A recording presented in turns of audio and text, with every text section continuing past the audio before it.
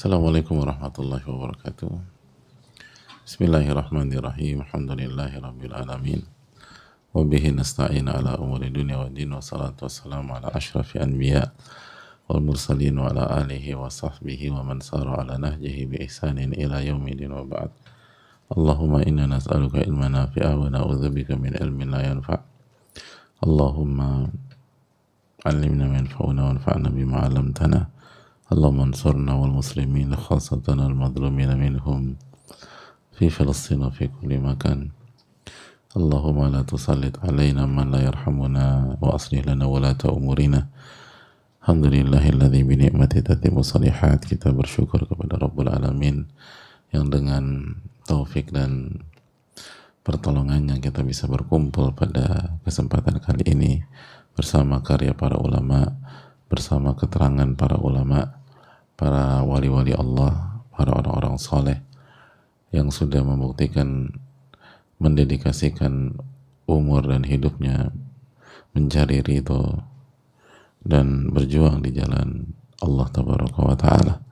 Nahsabuhum kadzalik wallahu hasibuhu wa la nuzakki 'alallahi ahada.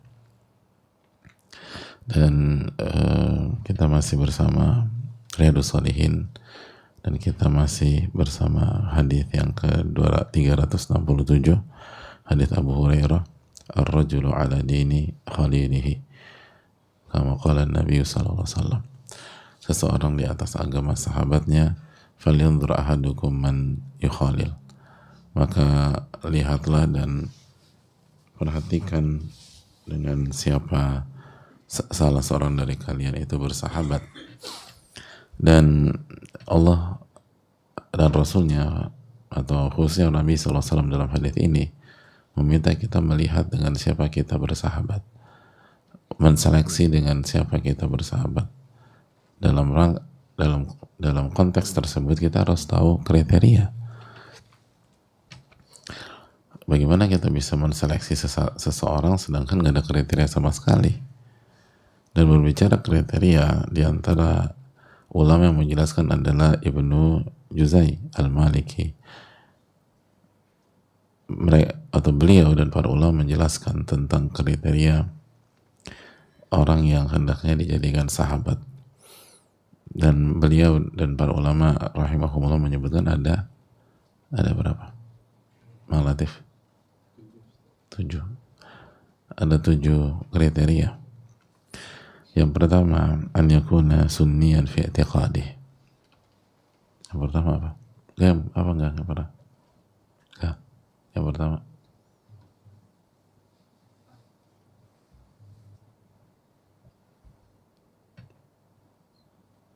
Baik. Enggak. Jahat. Yang pertama, konsep beriman dan akidahnya adalah ahlus sunnah wal jamaah, an yakuna sunniyan fi i'tiqadih. Jadi prinsip beragamanya, prinsip imannya, prinsip akidahnya, akidah yang benar, akidahnya Rasulullah SAW dan para sahabat, para tabi'in, para tabi'ut tabi'in. Itu akidah ahlus sunnah wal jamaah. Lalu yang kedua apa, Karim? Orang yang bertakwa, bukan orang fasik. Dan ingat, orang yang bertakwa bukan orang yang sempurna, bukan orang yang sempurna, tapi orang yang bertakwa. Kemarin kita dinukilkan bahwa ada ulama yang melakukan kesalahan atau tergelincir, lalu murid-murid setianya tetap bersama beliau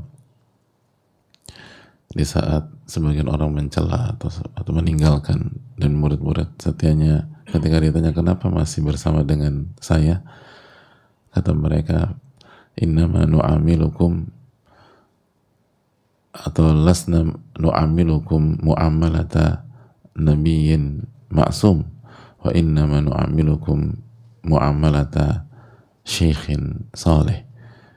Kita tidak berinteraksi dengan engkau sebagaimana berinteraksi dengan, atau kita nggak menganggap engkau dan kebersamaan kita bukan karena menganggap engkau nabi yang maksum, nabi yang terbebas dari atau terjaga dari kesalahan, namun kami bersama dengan engkau karena prinsip engkau adalah guru yang soleh, dan guru yang soleh nggak sempurna, guru yang bertakwa nggak sempurna, sebagaimana dijelaskan oleh Ibnul Qayyim rahimahullahu ta'ala bahwa orang soleh itu bukan orang yang sempurna, namun orang yang soleh adalah kebaikannya, jasanya, amal solehnya, ibadahnya lebih banyak daripada kesalahannya. Ini yang seringkali kita lupakan. Ada banyak persahabatan pecah, ada banyak anak durhaka dan meninggalkan orang tuanya, ada banyak murid tidak setia karena menuntut pihak lain untuk menjadi makhluk yang sempurna. Lalu begitu terjatuh dalam kesalahan, dia kecewa, lalu dia tinggalkan. Tentu saja kesalahan bertingkat-tingkat. Ada memang kesalahan yang sangat fatal yang memang Allah perintahkan untuk berpisah. Namun sekali lagi, selama seseorang itu berusaha menjaga kesalehannya, menjaga ketakwaannya, walaupun ia mungkin khilaf atau tergelincir atau ada satu dua sifat yang tidak berkenan, maka bukan berarti kita tinggalkan. An yakuna taqiyan fi dini, hendaknya dia bertakwa dan berusaha bertakwa dalam agamanya. Dan kita tahu ucapan para ulama ketika mereka mengatakan Anda berharap sahabat yang soleh, maka Anda akan hidup tanpa sahabat. Maaf, Anda berharap sahabat yang sempurna, maka Anda akan hidup tanpa sahabat. Sebagian ulama mengatakan Anda berharap sahabat yang sempurna, bukankah kayu gaharu tidak akan mengeluarkan aroma yang begitu harum, begitu mewah, begitu indah, kecuali di waktu yang sama kayu itu mengeluarkan asap, dan secara umum kita nggak suka dengan asap tersebut. Tapi itulah satu-satunya cara kalau kita ingin menikmati aroma dari kayu gaharu, semewah apapun, semahal apapun, maka ia harus dibakar untuk memberikan aroma yang begitu harum dan begitu indah di sebuah ruangan. Itu prinsip yang simpel dan sangat dalam. Padahal kita tahu kayu gaharu sangat-sangat berkelas, sangat mewah, salah satu bahan baku parfum yang sangat mahal. Tapi semahal-mahal kayu gaharu, maka ia harus mengeluarkan asap yang tidak nyaman dan membuat banyak orang gak berkenan. Tapi itu satu-satunya cara menikmati kayu gaharu. Satu-satunya cara bersahabat dengan orang saleh adalah kita menerima bahwa dia punya kekurangan, dia punya kehilafan, dia tidak sempurna. Ketika kita mencari orang yang sempurna, maka kita akan bersahabat kita akan hidup tanpa sahabat. Kita mencari pasangan yang sempurna, maka pernikahan kita akan berakhir dan kita akan bercerai. Kita menuntut anak yang sempurna, maka kita akan pecah dengan anak kita. Kita menuntut orang tua yang sempurna, maka kita akan meninggalkan orang tua kita dan durhaka kepada mereka. Dan semuanya demikian. Kita menuntut murid yang sempurna, maka kita akan hidup tanpa murid seberilmu apapun kita. Kita menuntut guru yang sempurna, maka kita akan hidup tanpa guru. Sehebat apapun seorang guru, maka ia tidak mungkin sempurna. Semua demikian, hadirin sekalian. Maka yang diminta adalah ketakwaan dan kesolehan, bukan kesempurnaan. Dan kullu bani Adam khata', setiap anak Adam banyak melakukan kesalahan. Wa khairul khata'ina tawwabun, dan yang terbaik adalah yang paling banyak bertaubat. Maka yang kita butuhkan adalah orang yang soleh, yang apabila dia melakukan kesalahan, dia bertaubat, dia melakukan kekeliruan, dia beristighfar. Yang jadi masalah adalah ketika seorang ngotot, nggak mau terima dan menolak kebenaran, dan pada saat itulah dia menjadi makhluk yang sombong. Sebagaimana iblis punya segudang prestasi, namun tidak mau nurut dan menolak kebenaran.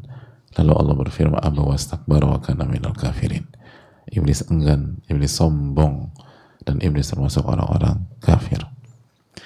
Itu yang kedua. Yang ketiga, an yakuna aqilan fasuhbatul ahmaqi bala.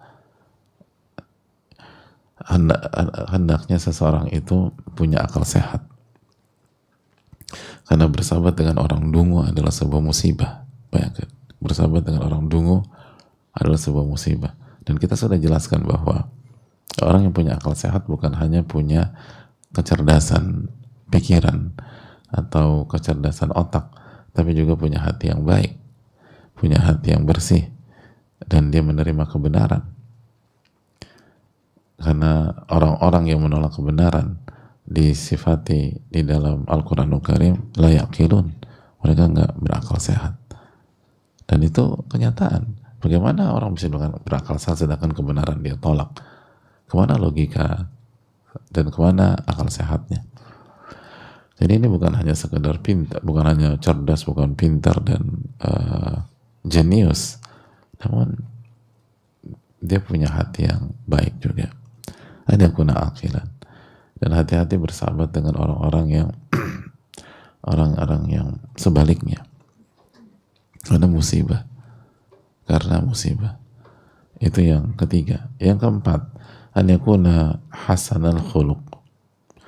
Dia memiliki akhlak yang mulia. Dia punya akhlak yang baik. Fa inna sayyi'al khuluq lam tu'man adawatuh. Karena orang yang punya akhlak yang buruk, Anda tidak punya Anda tidak aman dari permusuhannya.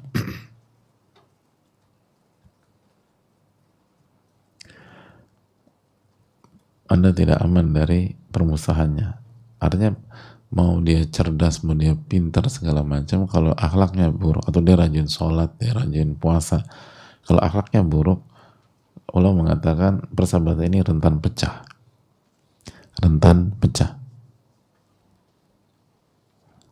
Jadi akhlak yang buruk itu rentan pecah, rentan berakhir.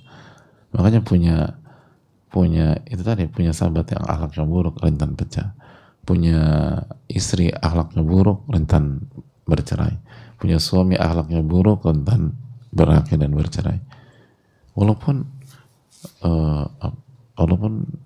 ibadah vertikalnya secara zahir atau terkesan baik, tapi nggak cukup. Benar nggak sih? Kita ada orang hafal 30 juz gitu, tapi kalau ketemu Esa nyinyir terus sama Esa gitu. Semua dinyinyirin, fisik kita dinyinyirin, terus dijelek-jelekin segala macam. Kira-kira pengaruh nggak dia punya 30 juz hafalan Sa? Hah? Pengaruh? Hah? Benar nih? Hah? Pengaruh? Tetap dijadikan sahabat? Lo enggak? Pengaruh jadi sahabat? Enggak.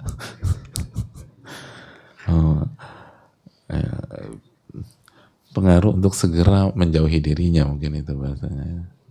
Nggak bisa, 30 juz. Oke, dia punya sanad sekarang, punya sanad Hafsan Asim misalnya, gimana, mau jadi sahabatnya nggak mau juga gitu. Seperti itulah. Bahkan kata Ibnu Juzai, lihat, wa tukhbiruhu bi an tukdibahu, dan kalau perlu uji dia, buat dia marah. Kata, fa in ghadib fatruk suhbatahu. Kalau dia marah, jauhi dia. Gitu. Jadi sampai titik itu loh. Kalau mau punya sahabat, coba uji dia marah apa enggak. Buat sesuatu kayak apa, untuk menguji emosinya. Kalau dia marah, yang seharusnya dia nggak marah, dia meledak, seharusnya biasa aja dia. Jangan dekati dia. Dia bersahabat, walaupun gelarnya mentereng, walaupun prestasinya banyak, walaupun dikagumi banyak orang. Kalau dia marah, pada seharusnya dia biasa aja. Jangan bersahabat dengan dia. Sampai demikian loh. Takhtabiruhu. Coba uji. Dia marah apa enggak? Kalau dia marah, fatruk. Tinggalkan. Ini pentingnya, maka sampai pentingnya akhlak yang mulia, sampai disuruh uji, dia marah atau enggak. Dia marah atau tidak. Jadi itu yang perlu kita camkan bersama-sama. Ini menunjukkan kan berarti penting banget kok kriteria ini. Ya, dari akhlak yang mulia itu penting, bersahabat dengan orang yang punya akhlak yang baik. Tapi lagi-lagi nggak sempurna ya. Jangan menuntut kesempurnaan. Jadi kita bukan mencari orang yang akhlaknya sempurna, nggak ada orang yang akhlaknya sempurna. Dan harus tetap dipatrikan itu dalam diri kita. Jangan pernah mencari kesempurnaan di dunia. Dunia darun naqas. Sebagian orang mengatakan dunia itu tempatnya ketidaksempurnaan. Jadi salah kaprah gitu loh. Salah kaprah. Anda akan kecewa. Kita akan sedih. Itu kayak cari kemeja XL atau kemeja S atau L di toko kacamata. Anda akan kecewa. Ini bukan tempatnya, bukan tempat toko baju, ini toko kacamata. Gak ada baju di sini. Anda kalau mau nyari kacamata baca atau sunglasses atau apa, ada di sini kita. Anda mau cari baju S, mau L, mau XL, triple XL, nggak ada. Dunia itu tempatnya kekurangan gitu, dan kefanaan. Lalu Anda mencari kesempurnaan, ya nggak ada. Namun tadi orang berusaha, dan salah satu titik beratnya tak emosi, ini penting. Makanya kan ketika ulama mengatakan akhlak yang mulia, secara khusus mereka meminta kita uji emosi dan amarahnya, karena emosi dan amarah itu penting. Makanya kan sebelumnya mengatakan bahwa sumber akhlak yang buruk tuh marah. Kenapa? Karena orang marah tuh kemana-mana, hadirin. Orang yang gampang marah, gampang emosi, itu kemana-mana. Dia akan ngomongnya ngawur, ngomongnya ngasal, ngomongnya tajam, pedih, kata-katanya kotor, itu marah semua. Bahkan orang tuh bisa ngebunuh pihak lain karena marah. Sampai ngebunuh, kita tahu bersama di lapangan. Jadi dampaknya tuh dendam karena marah, berkhianat, pengkhianatan karena awalnya marah, akhirnya dia berkhianat, bohong karena dia marah. Ada banyak orang tuh kalau udah marah-marah kerjanya, itu bahaya. Itu bahaya. Dia bisa ngerjain hal-hal yang di luar prediksi dan fatal. Makanya sebagian ulama mengatakan bahwa marah adalah induk berbagai macam dosa dan akhlak yang buruk. Hati-hati dalam masalah. Kecuali kalau marah karena Allah Subhanahu wa Ta'ala, atau marah mendidik, marahnya orang tua yang pendidik, atau marahnya guru yang pendidik. Ada guru-guru yang jago-jago, yang hebat-hebat, itu muridnya dimarahin terus, dan sampai muridnya berpikir guru saya nggak sayang sama saya. Padahal itu untuk mendidik muridnya tersebut, dan memang akhirnya jadi murid-muridnya. Karena gurunya itu marah dengan ikhlas, gitu, marah dengan ikhlas. Ya. Arif kalau marah ikhlas nggak? Marahin istri, ikhlas banget, marah puas. Marah yang ikhlas itu bukan marah yang lepas segala macam, marah yang terukur. dan mencari ridho Allah dan ingin orang itu berubah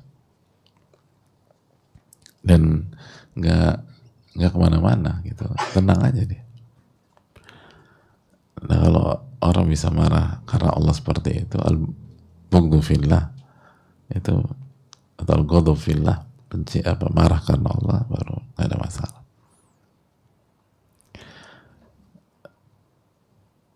Dan marahnya jelas gitu, dia salah satu dua, dia salah dua soal atau dua masalah ya, dalam ratusan masalah kehidupan, ya marahnya kadar dua masalah aja, bukan semuanya jadi salah semua gitu. Makanya kata Allah, mata nih kalau udah gak suka semuanya salah udah. Nah itu bukan marah karena Allah, itu marah karena nafsu. Ainu sukhti tubdil masawiyah. Mata nih kalau udah gak suka semuanya udah buruk aja. Itu poin. Cukup belum? Kita lanjutkan yang kelima. An yakuna salima sadri fil huduri wal ghaibah la huqudan wala hasu wala la haqudan wala hasuda wala muridan li syarr wala dha wajhain. Ini penting. Cari sahabat yang hatinya bersih. Cari sahabat, cari teman hidup, cari yang temannya bersih. Fil qudur wal ghaibah, di depan kita dan di belakang kita. Ketika kita ada dan ketika kita nggak ada. Artinya dia di depan kita dan di belakang kita, hatinya bersih aja sama kita. Maksudnya apa? Tidak ada rasa hasad, tidak ada hiqd, tidak ada dengki, dan tidak punya agenda lain. Wala muridan lisyarr, nggak punya niat buruk, nggak punya hidden agenda, nggak punya hidden agenda, nggak punya agenda buruk atau nggak punya agenda lain ketika bersahabat dengan kita. Emang mau bersahabat dengan karena Allah Subhanahu Wa Taala, nggak punya agenda lain. Terus yang penting waladha wajahain, nggak bermuka dua. Oke, hati-hati dengan penjilat atau mental ABS. Ya kalau depan kita manis banget, belakang enggak.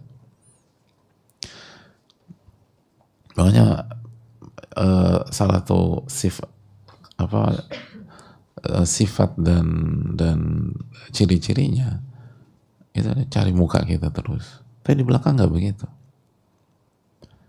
Sebaliknya, cari sahabat yang berani bicara pahit sama kita, tapi niatnya baik, niatnya tulus, dan dia bicara pakai adab. Makanya kata Imam Syafi'i mengatakan, kalau Anda masih basa-basi, Anda bukan sahabat dia. Atau sebaliknya, kalau sahabat Anda masih basa-basi dengan Anda, maksudnya ini segala macam, dia bukan sahabat Anda, walaupun ngaku-ngaku sahabat. Sahabat itu apa adanya.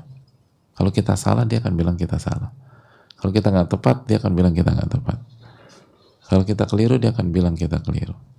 Tapi dia lakukan itu dengan apa? Dengan adab, dengan akhlak, dengan attitude yang baik. Dan dia nggak punya kepentingan, dia nggak hasad sama kita, dia nggak iri sama kita. Ketika kita punya pencapaian, dia senang. Ketika kita punya prestasi, dia bahagia. Bahkan ketika kita dirasa oleh sebagian orang lebih baik daripada dia, dia bangga, dia bahagia. Adapun sahabat yang hasad, ketika kita punya prestasi, dia sebel, kesel, dia merasa tersaingi, dan dia nggak ingin kita berhasil melakukan pencapaian atau kita lebih baik dari dia. Marah dia, walaupun depan kita senyum, tapi nanti kita akan dengar dia jelek-jelekin kita di belakang, dia ngomong sesuatu di belakang, dan itu tinggal nunggu waktu lah. Jadi hadirin yang memuliakan, jangan bersahabat dengan orang seperti itu. Bersahabat dengan orang yang hatinya bersih, setia, kan itu setia. Depan belakang tuh setia.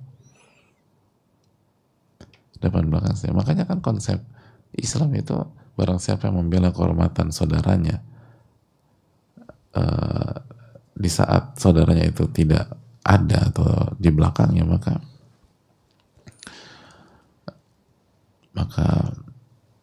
Allah akan masukkan dia ke surga. Oh, kamakal.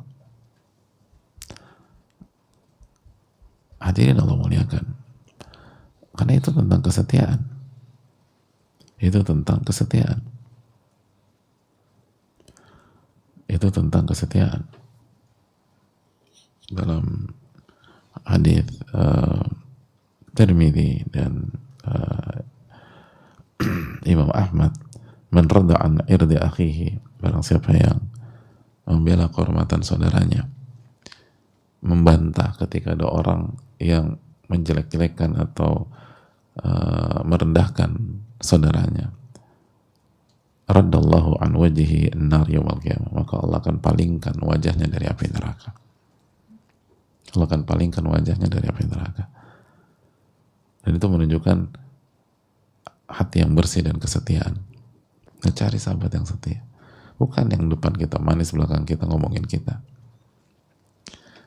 Dan cari yang seperti itu. Cari orang yang depan belakang tuh baik, depan belakang tuh menjaga kehormatan kita, depan belakang itu bicara baik dan tidak sebaliknya. Ini penting.